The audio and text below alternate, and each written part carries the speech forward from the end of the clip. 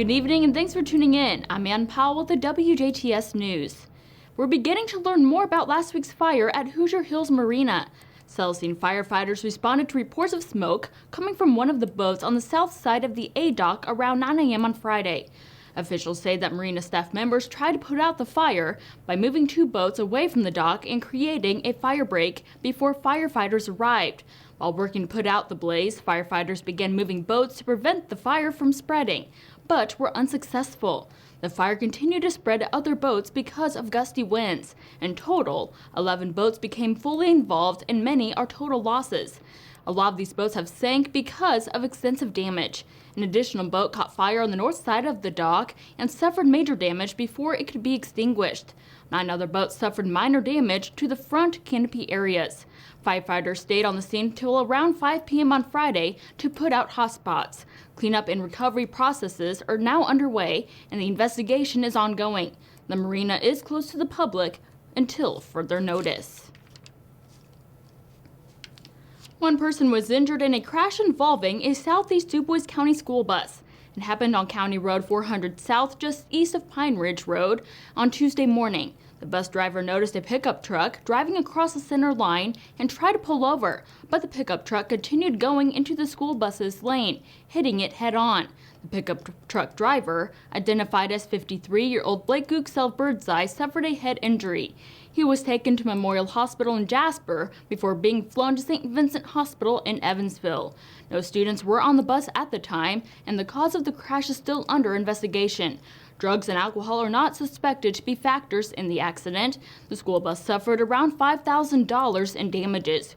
Gooksell's truck is a total loss.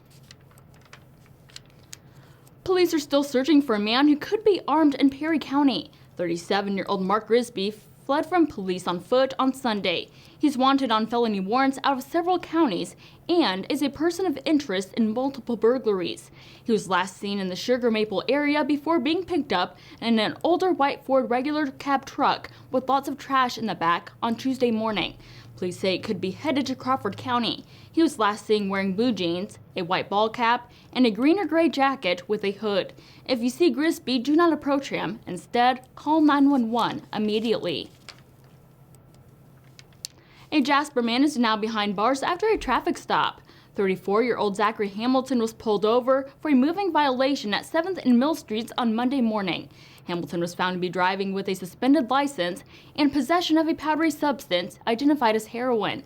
Hamilton was arrested and booked into the DuBois County Security Center for driving while suspended with a prior conviction and possession of a narcotic drug. 5 more DuBois County residents have died from the novel coronavirus. The Indiana State Department of Health reported 5 new deaths and 5 new cases on Tuesday. This brings the countywide total of COVID-19 cases to 5,868 and 111 deaths since the pandemic began in March. The county's 7-day rolling average for all positive tests is now 3.4%. To see a breakdown of the county's COVID-19 cases by age group and for more information, you can visit coronavirus.in.gov. The best way to protect yourself and others around you is so by practicing social distancing, washing your hands frequently with soap and water, and to wear a mask. State health officials say that residents between 60 and 64 years old are now eligible to receive the COVID-19 vaccine. The Indiana State Department of Health says that the latest expansion makes the free shots available to another 432,000 Hoosiers. Indiana's vaccine eligibility pool had previously included Hoosiers aged 65 and older, healthcare workers, long-term care residents, and first responders. Vaccine appointments for the 60 to 64 age group is available for the next 4 to 6 weeks. To schedule a vaccine, you can visit ourshot.in.gov and select a location from one of the more than 370 clinics around Indiana. Law enforcement agencies around the state are urging Hoosiers to not push their luck over the next few weeks. Officers are conducting overtime patrols targeting aggressive and impaired drivers between February 26th and March 21st. On average, Drunk driving crashes claim over 10,000 lives in the U.S. each year. And although 2020 was a unique year because of the pandemic, preliminary data shows that while miles traveled decreased by about 14.5% over the first 9 months, overall traffic fatalities increased by 4.6%. Even though fewer Hoosiers hit the road last year, 2020 was still the third highest year for traffic fatalities in the past decade.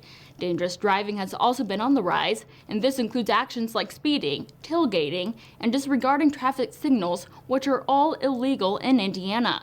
To avoid facing criminal charges and paying legal fees, remember to slow down, follow all posted speed limits, never drive impaired, and avoid distracted driving.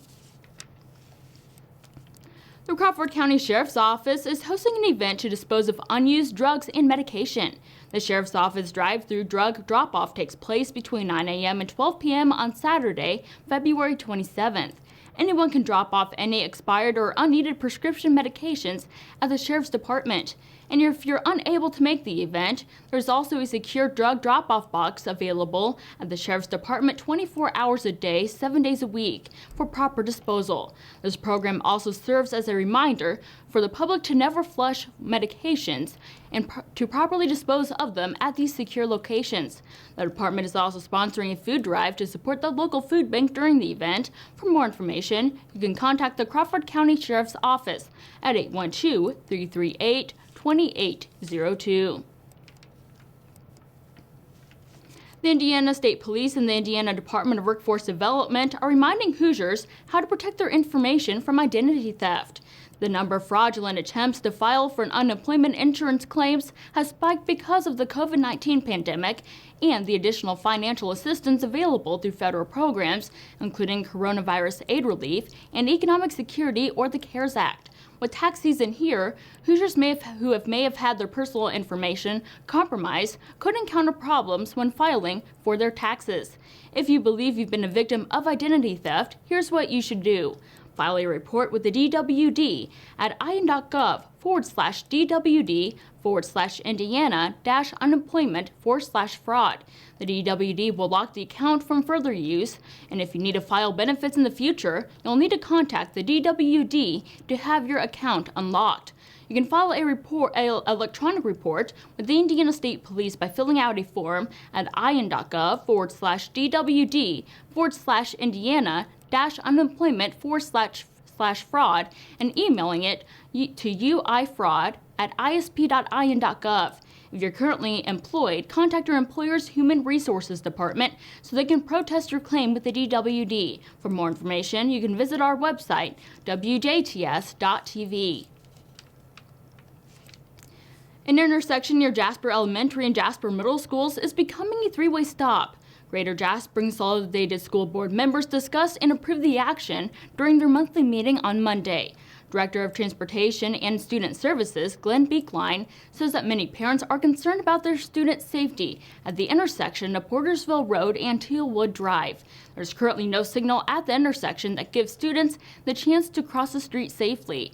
The school corporation and the city of Jasper are working together to create a three-way stop at Portersville Road and Tealwood Drive.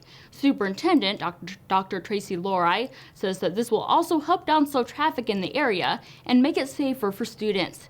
Beekline says that they will start the project at the end of March. Board members then were updated on the demolition of the 10th Street Elementary School. Crews have already demolished 30 to 35% of the building. Demolition is expected to be completed by April 2nd. Parking lot construction will begin on April 5th and last through September 3rd. The demolition of the parking lot at the 5th Street Elementary School is also right on schedule. They are continuing their conversations with Tammy Lampert of Southwestern Indiana Child Advocacy Center Coalition about retaining the newer 1988 building addition and demolishing the original 1956 school facility.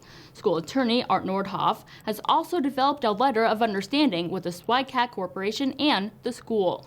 The tentative demolition date is March 1st and is expected to be completed by around April 13th. The next school board meeting is scheduled for 7 p.m. on Monday, March 15th in the Jasper High School Community Room. It takes place a week early because of spring break.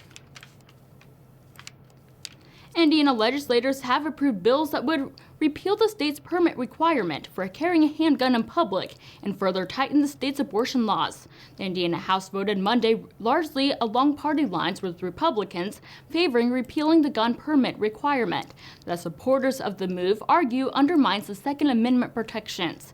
The bill would allow anyone aged 18 and older to carry a handgun except for reasons such as having a felony conviction or a dangerous mental illness. The Republican-dominated House also voted in favor of a bill that would require doctors to tell patients about a disputed treatment to stop a drug-induced abortion. And stay tuned, your weekly forecasts in sports with Kurt Guxall are still to come here on the WJTS News.